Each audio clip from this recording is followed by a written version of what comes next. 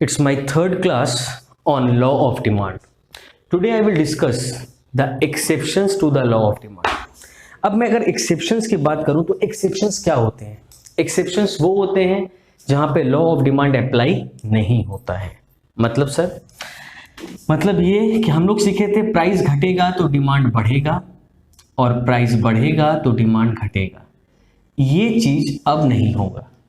आप कुछ ऐसे सिनेरियोज देखेंगे प्रैक्टिकल लाइफ में भी जहां पे प्राइस बढ़ने के बावजूद भी डिमांड बढ़ रहा है और प्राइस घटने के बावजूद भी डिमांड घट रहा है। इसे कहते हैं एक्सेप्शन। इसे कहते हैं एक्सेप्शन। क्लियर? तो सर ऐसे एग्जांपल्स क्या क्या हैं? तो पहला पॉइंट मैं जो डिस्कस करने वाला हूं वो है गिवन गुड्स। एक्चुअली में ये जो वर्ड गिवन जो दिया वो इकोनॉमिस्ट के नाम पे है जिनका नाम था सर रॉबर्ट गिवन। उन्होंने एक एग्जाम्पल दिया। उन्होंने कहा गिवन गुड्स वो इंफीरियर गुड्स होते हैं। याद है मैंने इंफीरियर के बारे में आपको पहले भी समझाया है। इंफीरियर का मतलब क्या था? इनकम बढ़ने से इसका डिमांड क्या होता है? कम हो जाता है, और इनकम के घटने से इसका डिमांड क्या हो जाता है? बढ़ जाता है। यहां कॉन्सेप्ट था। तो given goods are those inferior goods on which the consumer spends a large part of his income, जिसपे कस्टमर अपना सबसे ज्यादा इनकम का हिस्सा खर्चा करता है और जिसका डिमांड घटता है प्राइस के घटने से। मतलब अगर इनका प्राइस घट रहा है तो आप इसका डिमांड भी कम कर देते हैं। सर लॉजिकली थोड़ा समझा दें। सोचो, मैं दो इंफीरियर गुड्स के एग्जांपल ले लेता हूं। आप लोग जानते हैं ज्वार, मेज, ये इंफीरियर गुड्स के कैटेगरी में आते हैं क्योंकि इनको जनरली कौन कंज्यूम करता है? Poor people. हमारे सोसाइटी में जनरली एक मिडिल क्लास फैमिली या जो भी अफोर्ड करते हैं खाना, हायर क्लासेस या मिडिल क्लास, वो क्या है? राइस है, व्हीट है, ये सब। तो ज्वार हुआ, मेज हुआ, ये जनरली कौन कंज्यूम करता है? Poor people. अब सोचो कि ज्वार और बाजरा, कुछ भी ले लो, मेज एक तो भी ले लेते हैं, प्राइस और क्वांटिटी की बात मैं करता हूं।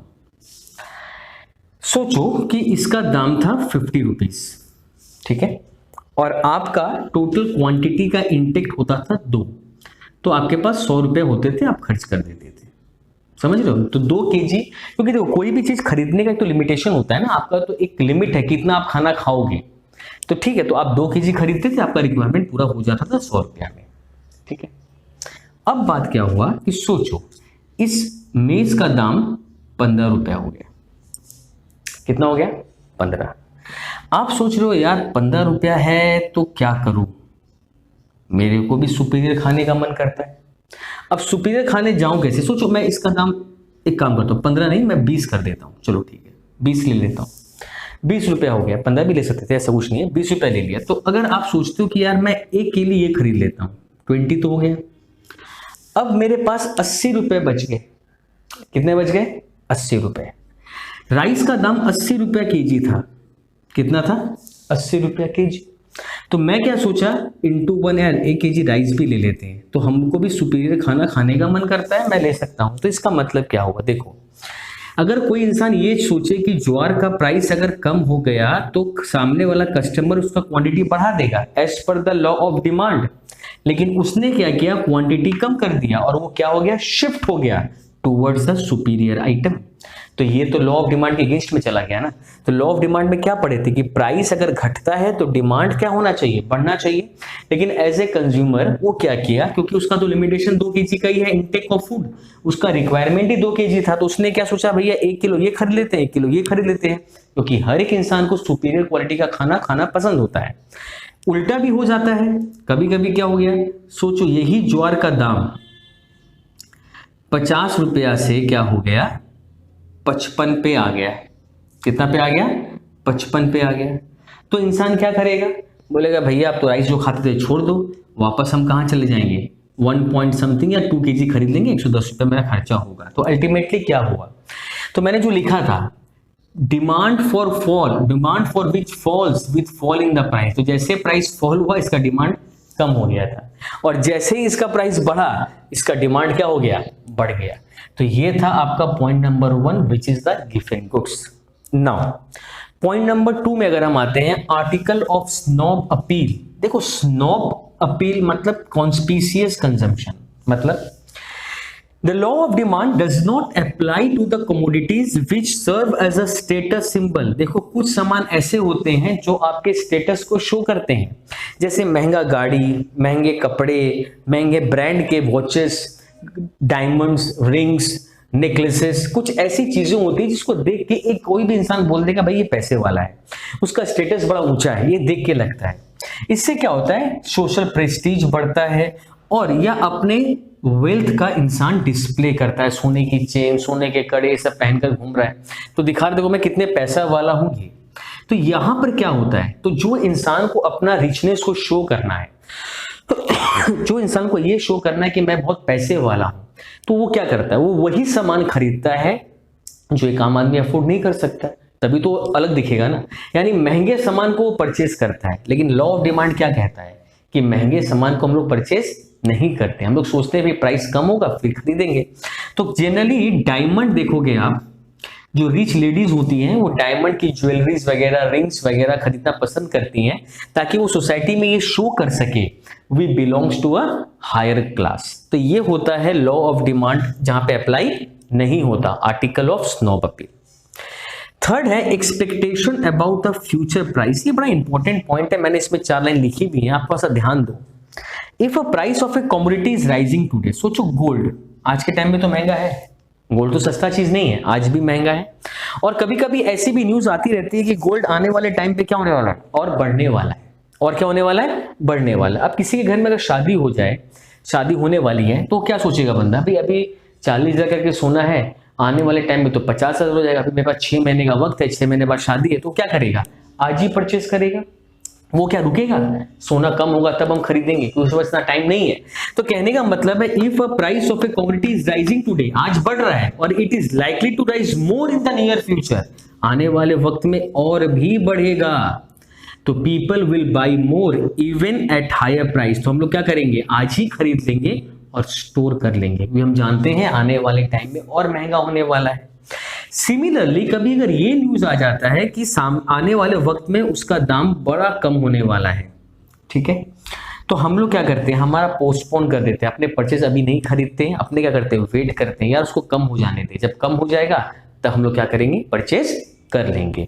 तो इसका मतलब क्या हुआ, हायर प्राइस पे भी हम खरीद रहे हैं, और जब प्राइस कम हो रहा है तब नहीं खरीद रहे, तब सोच रहे और कम हो जाएगा तब खरीदेंगे। ये दोनों ही चीजें क्या है, लॉ ऑफ डिमांड के अगेंस्ट पे जाती हैं। फोर्थ पॉइंट हमारा है इमरजेंसी। इमरजेंसी मतलब जैसे वॉर हो जाना, फ्लड्स आ जाने, फेमाइंस वगैरह, कुछ ऐसे एबनॉर्मल सिचुएशंस जहां पे लॉ ऑफ डिमांड कभी अप्लाई, उस वक्त क्या होता है, जो मिलता है, जितने पे मिलता है हम लोग परचेज कर लेते हैं, क्योंकि वहां पे हमारा सर्वाइवल इंपॉर्टेंट होता है, अनलेस कि अगर इमरजेंसीज ना हो। तो इमरजेंसीज का मतलब ही क्या है, जब सिचुएशन हमारे बस में ना हो, एबनॉर्मल सिचुएशन है, तो हमको करना क्या है, हमको अपने आप को जिंदा रखना है, सर्वाइव करवाना है। तो हम लोग क्या करते हैं, महंगा से महंगा भी मिलता है सामान तो हम खरीद लेते हैं अपने आप को बचाने के लिए। तो इमरजेंसी के टाइम पे हम लॉ ऑफ डिमांड की चर्चा नहीं करते, हम लोग रुक जाते हैं। लास्ट पॉइंट हमारा है क्वालिटी प्राइस रिलेशनशिप। देखो क्वालिटी प्राइस रिलेशनशिप का मतलब क्या होता है, क्वालिटी प्राइस देखना, कुछ लोग ऐसे होते हैं जो किसी भी चीज का क्वालिटी को जज करते हैं उसके प्राइस से। उनको लगता है कि अगर प्राइस ज्यादा है तो उसकी क्वालिटी अच्छी है, इसका मतलब दे आर प्रिपेयर्ड टू पे मोर, उन लोग ज्यादा देने के लिए राजी होते हैं इस सोच के साथ कि अगर मैंने ज्यादा दाम दे दिया है तो मेरे को क्वालिटी अच्छा मिलेगा। तो वो लोग सस्ता सामान खरीदना ही नहीं चाहते, वो लोग चाहते हैं महंगा ही हम खरीदेंगे क्योंकि मेरे को क्वालिटीज अच्छी मिलेंगी। तो ये कुछ पॉइंट्स थे जहां पे लॉ ऑफ डिमांड अप्लाई नहीं होता है। और एक ग्राफ अगर आप बना दो तो बड़ा अच्छा हो जाएगा, जब भी ये पूरा सम एंड हो जाए तो एक सिंपल सा ग्राफ है, मैं आपको समझा देता हूं, वही है, प्लॉटिंग तो वैसे ही करना है। सोचो प्राइस ये था, क्वांटिटी ये हो गया, फिर आप देखोगे प्राइस ऊपर बढ़ा तो डिमांड घटा नहीं, डिमांड उल्टा क्या हो गया और बढ़ गया, डिमांड उल्टा क्या हो गया और प्राइस 2 हो गया, तो क्वांटिटी क्यों, डिमांड उल्टा बढ़ गया। तो ये एक ग्राफ आप ड्रॉ कर देना जब आप exception of law of demand का आंसर कंप्लीट कर लोगे। Now the next topic is movement along the same demand curve और change in the quantity demanded. ये चीज मैं थोड़ा सा समझा दूं आपको। Movement along the same demand curve बोले या चेंज इन क्वांटिटी डिमांडेड, दोनों का मतलब सेम है। और shift in the demand curve या चेंज इन डिमांड बोले तो मतलब एक है। मूवमेंट पहले समझा देता हूं। दो तरह के मूवमेंट्स हो सकते हैं, एक को कहा गया एक्सपेंशन, एक को कहा गया कॉन्ट्रैक्शन।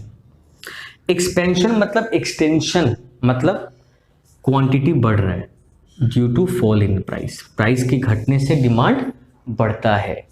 तो प्राइस के घटने से डिमांड का बढ़ना, पहले भी पढ़े हैं। और अदर फैक्टर्स क्या रहेंगे यहां पर, कांस्टेंट। क्या रहेंगे, कांस्टेंट। ठीक है, तो मैंने आपको लॉ ऑफ डिमांड के डेफिनेशन में भी बताया था कि अदर फैक्टर अगर चेंज हो जाते हैं तो लॉ ऑफ डिमांड अपनी जगह पर नहीं रहता। तो एक्सपेंशन वर्ड का ही मतलब क्या हो गया कि सर प्राइस घटेगा, डिमांड बढ़ेगा, अदर फैक्टर कांस्टेंट रहेगा, तो उसको हम लोग एक्सपेंशन के नाम से भी जानते हैं। तो कॉन्ट्रैक्शन सर क्या होगा, जब डिमांड क्या होगा, फॉल होगा due to rise in price, मतलब प्राइस अगर बढ़ेगा तो डिमांड घटेगा। इसमें भी वही कंडीशन, अदर फैक्टर्स क्या रहेगा, कांस्टेंट।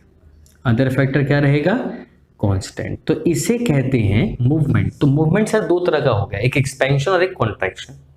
अब इसको मैं ग्राफिकली आपको शो करके दिखाता हूं। सोचो, ये मेरा वाई एक्सिस, ये मेरा एक्स, ये ओरिजिन, ये प्राइस और ये क्वांटिटी। सही है। सोचो मैंने एक प्राइस ले लिया, इनिशियल प्राइस है मेरा P और क्वांटिटी मेरा है Q, और ये था मेरा डिमांड कर्व। सही है, ये पॉइंट में A लगा दिया। ठीक है, सडनली प्राइस क्या हो गया, मेरा फॉल हो गया। सोचो, तो मैंने प्राइस को P1 पे ले आया, तो मेरा डिमांड क्या हो जाएगा, बढ़ जाएगा। तो डिमांड Q के इधर रहेगा ना, Q के इधर, सर बढ़ रहा तो ऑब्वियसली राइटवर्ड जाएगा। तो सोचो मैंने यहाँ पे इसको टच करा के नीचे उतार दिया, ये Q1 हो गया, ये पॉइंट को मैंने B दे दिया। देखो पॉइंट A से कहाँ मूव हो गया, B पे मूव हो गया। वही अगर मैं एग्जांपल ले लूं, सोचो प्राइस बढ़ गया, P2 हो गया, प्राइस बढ़ गया तो डिमांड पहले से क्या होगा, कम हो जाएगा। ये Q2 पे आ गया, ये C हो गया, देखो क्या हो गया, मूव हो गया। इसलिए कहते हैं movement along the same demand curve. वही डिमांड कर्व है जो पहले था A के लिए, वही डिमांड कर्व है B के लिए, वही है C के लिए, सिर्फ पॉइंट्स क्या हो रहे हैं, मूव हो रहे हैं, कभी डाउनवर्ड और कभी अपवर्ड। तो यहाँ पे दो मूवमेंट नजर आता है, एक डाउनवर्ड और एक मूव अपवर्ड। डिपेंड करता है कि आप एक्सपेंशन कर रहे हो या कॉन्ट्रैक्शन। तो ये टॉपिक था आपका movement along the same demand curve. इसमें दो पॉइंट याद रखना, एक एक्सपेंशन और एक कॉन्ट्रैक्शन।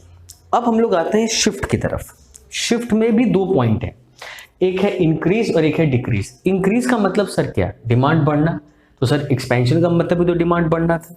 देखो इंक्रीज का मतलब डिमांड बढ़ना होता है, but due to change in other factor, मतलब यहाँ प्राइस में चेंज नहीं होगा, प्राइस कांस्टेंट है। यहाँ पर प्राइस देखो यहाँ पे लिखा हुआ है सेम प्राइस, मतलब प्राइस में चेंज नहीं होगा। अदर फैक्टर, मैं एक एग्जांपल थोड़ा सा डिस्कस कर भी देता हूं, मैंने पहले भी किया है जब लॉ ऑफ डिमांड में पढ़ा रहा था, कि अगर सोचो किसी इंसान का इनकम बढ़ गया और प्राइस में चेंज नहीं हुआ, तो जो क्वांटिटी पहले वो खरीदता था अभी ज्यादा खरीदेगा ना। सोचो मैं एक एग्जांपल लेता हूं कि एक सामान का दाम 10 रुपया था और आप उसको 5 क्वांटिटी खरीदते थे, आपका इनकम उस वक्त 5,000 था। क्लियर है। अब वही अगर आपका इनकम 15,000 हो जाए और क्वांटिटी प्राइस 10 ही रहे, चेंज ना हो, एट सेम प्राइस, आप क्या 5 ही खरीदोगे? लॉजिकली क्या बोलता है, 15 खरीद लो। तो इसका मतलब क्वांटिटी क्या हो गया, बढ़ गया। इस एग्जाम्पल को कहा जाता है इंक्रीज इन डिमांड, मतलब प्राइस में चेंज नहीं होगा फिर भी आपका डिमांड क्या हो जाएगा, बढ़ जाएगा। और डिक्रीज इन डिमांड समझ गए, वही अगर आपका इनकम सोचो 5,000 से क्या हो गया, 2,500 हो गया, तो आप क्वांटिटी पहले से क्या करोगे, कम खरीदोगे, तो हो जाएगा डिक्रीज। तो कहने का मतलब है इंक्रीज का मतलब भी डिमांड का बढ़ना होता है, लेकिन प्राइस कांस्टेंट रहता है, प्राइस में चेंज नहीं होगा। और डिक्रीज का मतलब डिमांड घटना होता है, लेकिन प्राइस क्या रहेगा, सेम कांस्टेंट रहेगा। तो सर इसका ग्राफ कैसे बनाएंगे, देखो मैं आपको समझाता हूं। देखो ये है वाई एक्सिस, ये है एक्स एक्सिस, ये है ओरिजिन, ये रहा प्राइस, ये रहा क्वांटिटी। सही है। सोचो ये रहा प्राइस जो मैंने इनिशियल ड्रॉ किया, आप पहले हमेशा ये ड्रॉ कर लोगे दोनों के केस में। ये मेरा डिमांड कर्व है, ये मेरा पॉइंट ए है, इसमें तो कोई डाउट नहीं है। अब मेरा प्राइस तो चेंज नहीं होगा, इसका मतलब प्राइस सर जहां है वही कांस्टेंट है, मतलब इस जगह पे कोई अपवर्ड डाउनवर्ड नहीं होना है। लेकिन क्वांटिटी मेरा एक बार क्या हो रहा है, बढ़ेगा, और एक बार मेरा क्वांटिटी क्या होगा, घटेगा। दोनों को मैं शो करूं तो सर क्वांटिटी अगर बढ़ रहा है तो इसको क्या करूंगा, इसी लाइन को आगे शिफ्ट करूंगा, यहां लेकर आऊंगा, एक नया डिमांड कर्व बनाऊंगा D1 नाम इसको B दूंगा, इसे कहते हैं राइटवर्ड शिफ्ट, इसे कहते हैं राइटवर्ड शिफ्ट। मतलब आपका डिमांड कर्व किस तरफ चला गया, राइटवर्ड। उसी तरह अगर आपका डिमांड कम हो जाए तो आपका डिमांड कर्व पहले से कहां आ गया, सी पे आ गया। इस डिमांड कर्व को कहते हैं लेफ्टवर्ड शिफ्ट। क्या कहते हैं, लेफ्टवर्ड शिफ्ट। तो यहां से एक बहुत इंपॉर्टेंट क्वेश्चन जो इसके बाद डिस्कस करूंगा, what are the reasons for the rightward shift. देखो मैंने यहां पर क्लियर कर दिया, इसके केस में एकदम सिंपल आंसर है, प्राइस सर घटेगा डिमांड बढ़ेगा, अदर फैक्टर कांस्टेंट, प्राइस बढ़ेगा डिमांड घटेगा, अदर फैक्टर कांस्टेंट। यहां मूवमेंट क्या है, प्राइस। यहां पे मैंने बताया ड्यू टू चेंज। अब देखो चेंज दो तरह के हो सकते हैं, घटने को भी चेंज बोलते हैं, बढ़ने को भी चेंज बोलते हैं। तो अदर फैक्टर्स कौन कौन से होंगे जिसकी वजह से राइटवर्ड होगा, ऐसे कौन कौन से फैक्टर्स होंगे जिसकी वजह से लेफ्टवर्ड होगा, मैं इसके बाद डिस्कस करूंगा। ये था आपका मूवमेंट और ये था शिफ्ट। यहां से दो क्वेश्चन आप प्रिपेयर कर लेना, difference between expansion and increase and difference between contraction and decrease. अगर कोई भी बच्चा को एक्सपेंशन और इंक्रीज का डिफरेंस लिखना है तो यहीं से लिख सकता है। पहला क्या लिखेगा, एक्सपेंशन का मतलब क्या है, पहले तो डिफिनेशन डाल दो। दूसरा पॉइंट क्या लिख सकते हो, एक्सपेंशन में चेंज क्यों आता है, due to fall in the price. यहां पे क्यों आता है, due to change in other factors. दो पॉइंट हो गए। यहां पे क्या बोलोगे, डाउनवर्ड मूवमेंट होता है, यहां पे क्या होता है, राइटवर्ड शिफ्ट होता है, और डायग्राम बना दोगे। तो डिफरेंस तो आप पॉइंट डेफिनेशन से ही निकाल सकते हो। तो दो क्वेश्चन आप ये प्रिपेयर कर लेना, difference between the expansion and the increase, contraction and the decrease. Now the last topic of our this chapter is reasons for the rightward shift, जो मैंने एक्सटेंड कर दिया एक, जो लास्ट टाइम मैंने आपको पढ़ाया इंक्रीज इन डिमांड। तो इंक्रीज इन डिमांड को तो राइटवर्ड बोलते थे, तो उसके लिए मैंने यहाँ पे लिखा था चेंज इन अदर फैक्टर्स। तो अदर फैक्टर्स की लिस्ट मैंने यहाँ पे बना दिया आपके लिए, वो चीज यहां पर है, लेफ्टवर्ड मतलब डिक्रीज इन डिमांड। देखो एक बात है, आपका इनकम बढ़ेगा, आपका इनकम अगर बढ़ेगा और प्राइस कांस्टेंट भी रहे तो भी डिमांड बढ़ेगा, ये तो लॉजिक बात है। और इसीलिए उल्टा इसके साथ है, तो इसमें तो कोई कंफ्यूजन नहीं होना चाहिए। पहला पॉइंट तो सबको क्लियर रहा होगा कि इंक्रीज इन इनकम और डिक्रीज इन इनकम का मतलब क्या है। अब आता है rise in the price of substitute goods. देखो मैंने एक बात कहा है कि इंक्रीज तभी होगा जब प्राइस क्या रहेगा, कांस्टेंट। आपको मैंने कई बार के एग्जाम्पल के बारे में कहा है सब्स्टिट्यूट में, कॉफी और टी के बारे में, याद आ रहा है आपको। मैंने कहा था कि अगर कॉफी का प्राइस बढ़ जाए तो कॉफी का डिमांड क्या होगा, कम। तो जब कॉफी लोग नहीं पिएंगे तो लोग कहां शिफ्ट कर जाते हैं, टी, क्योंकि टी जो होता है कंपैरेटिवली चीपर होता है इन टर्म्स ऑफ कॉफी। तो सब लोग टी पिएंगे, टी का डिमांड क्या हो गया, बढ़ गया, लेकिन टी का प्राइस अभी भी क्या है, कांस्टेंट। तो ये जो टी का डिमांड बढ़ा है वो इसलिए नहीं बढ़ा क्योंकि टी का प्राइस कम हो गया था, टी का डिमांड इसलिए बढ़ा है क्योंकि उसका जो दूसरा गुड्स है सब्स्टिट्यूट, उसका प्राइस क्या हो गया, बढ़ गया। तो rise in the price of substitute, तो कहने का मतलब है कॉफी का प्राइस अगर बढ़ गया तो लोग क्या पीना शुरू कर देंगे, T at the same price. Clear है, ये सेम प्राइस वाला जो कंडीशन है ये सेटिस्फाई होना चाहिए।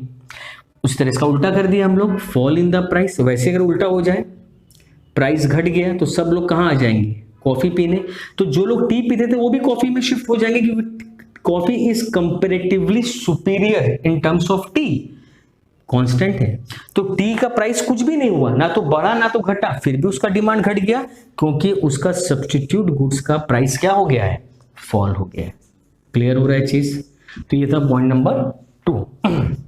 पॉइंट नंबर 3 में आते हैं, fall in the price of complementary. Sir complementary का मतलब, ये भी मैंने आपको पहले सिखाया है। देखो एग्जांपल मैं लेता हूं, कार और पेट्रोल का मैंने लिया था। कार और पेट्रोल में मैंने क्या आपको सिखाया था कि कार का प्राइस अगर बढ़ जाए, कार का प्राइस अगर, सॉरी फॉल है ना तो मैं फॉल से करता हूं, प्राइस, कार का प्राइस अगर घट जाए तो कार का डिमांड क्या हो जाएगा, बढ़ जाएगा। कार का डिमांड बढ़ेगा तो अल्टीमेटली पेट्रोल का डिमांड भी क्या हो जाएगा, बढ़ जाएगा ना। तो प्राइस तो कांस्टेंट है पेट्रोल का, फिर भी पेट्रोल का डिमांड बढ़ गया। क्यों बढ़ गया, क्योंकि कार ज्यादा है। ठीक है, तो इसका उल्टा कब होगा, राइज इन द, तो सोचो प्राइस अगर बढ़ गया तो कार का डिमांड तो घट जाएगा। तो जब कार रहेगा ही नहीं तो पेट्रोल डालोगे कहाँ, तो अल्टीमेटली पेट्रोल का डिमांड भी क्या हो जाएगा, कम, एट द कांस्टेंट प्राइस। तो पेट्रोल का प्राइस कांस्टेंट है, फिर भी उसका डिमांड क्या हो गया, फॉल कर गया, due to rise in the price, due to rise. तो देखो मैंने एक चीज मैं क्यों लिखा, जब मैंने वहां पे लिखा था change in other factor, change in other factor, आपको याद है ना लाइन मैंने लिखा था चेंज इन अदर फैक्टर, दोनों में चेंज लिख दिया था मैंने। और मैंने कहा था चेंज दो तरह के होते हैं, इंक्रीज भी होता है, डिक्रीज। देखो यहाँ पे दो पॉइंट है। जैसे देखो कोई बच्चा सोचेगा सब में इंक्रीज ही लिखते जाना है तो राइट वर्ड होगा, ऐसा बात नहीं होता है। देखो इंक्रीज इन इनकम में इंक्रीज आया, सब्स्टिट्यूट में भी राइज, राइज में इंक्रीज ही हुआ, लेकिन देखो यहाँ पे क्या आ गया, फॉल। तो कंडीशन को समझ के आपको लिखना है। एक चीज क्या है कि डिमांड बढ़ेगा, लेकिन किस कंडीशन की वजह से बढ़ेगा इसको आपको जरूर देखना है। अब favourable change in taste and preference, अगर कस्टमर का फेवरेबल चेंज मतलब customer is liking your product, customers को आपका सामान पसंद आ रहा है तो आपके सामान का डिमांड क्या हो जाएगा, बढ़ जाएगा एट द सेम प्राइस। और कस्टमर को अगर आपका सामान बिल्कुल पसंद नहीं आ रहा है, दाम उतना ही रखिए तो भी फॉल कर जा रहा है डिमांड। और लास्ट, इसमें तो कोई डाउट नहीं है, हमारे देश में आप जानते हैं पॉपुलेशन काफी ज्यादा है, तो पॉपुलेशन अगर बढ़ेगा तो ऑब्वियसली डिमांड क्या होंगे, बढ़ेंगे एट अ सेम प्राइस। और पॉपुलेशन अगर घट जाए तो क्या होगा, डिमांड घट जाएगा एट द सेम प्राइस। तो ये था हमारा last topic regarding the law of demand. एक बात मैं आपको समझा दूं, देखो आप लोग इकोनॉमिक्स का पहला चैप्टर कर रहे हैं और इकोनॉमिक्स के हमारे टोटल सिलेबस में दो पार्ट थे, एक माइक्रो और मैक्रो। मैं माइक्रो से ही स्टार्ट किया, पहले 10 चैप्टर्स हमें माइक्रो पे ही करने हैं। और हमारे क्वेश्चन का पैटर्न ऐसा आता है कि 8 ब्रॉड क्वेश्चंस आते हैं, जिसमें से 4 माइक्रो से रहते हैं और 4 मैक्रो से रहते हैं, और ऑल टोटल आपको 5 अटेम्प्ट करने होते हैं। और उसमें एक सब डिविजन्स रहता है, कोई कोई क्वेश्चन 4 के 3 रह जाते हैं, 6 के 2 हो जाते हैं, कभी कभी ऐसा भी होता है। तो कहने का मतलब क्या है, इको एक ऐसा प्रैक्टिकल कॉन्सेप्ट सिलेबस है कि जहां पे आप फुल मार्क्स स्कोर कर सकते हैं अगर आप लॉजिकली चीजों को समझो। यहाँ पे ऐसा नहीं कि आपको ब्रॉडर आंसर्स लिखने हैं आपको मार्क्स ज्यादा मिलेगा, नहीं, आपको लॉजिकल चीजें लिखनी है, आपको हर एक चीज अपने अपने प्रैक्टिकल लाइफ से एसोसिएट कर लेना है। आप इको के इस चैप्टर को अगर रीड करोगे, सुनोगे, समझोगे तो आपको ऐसा लगेगा कि आप प्रैक्टिकल लाइफ में ये चीज फील करते हैं। तो इस चैप्टर को आप बढ़िया से याद करो, प्रैक्टिस करो, समझो, और कोई भी प्रॉब्लम आपको रहता है रिगार्डिंग दिस चैप्टर आप मेरे को कमेंट सेक्शन में जरूर बताना।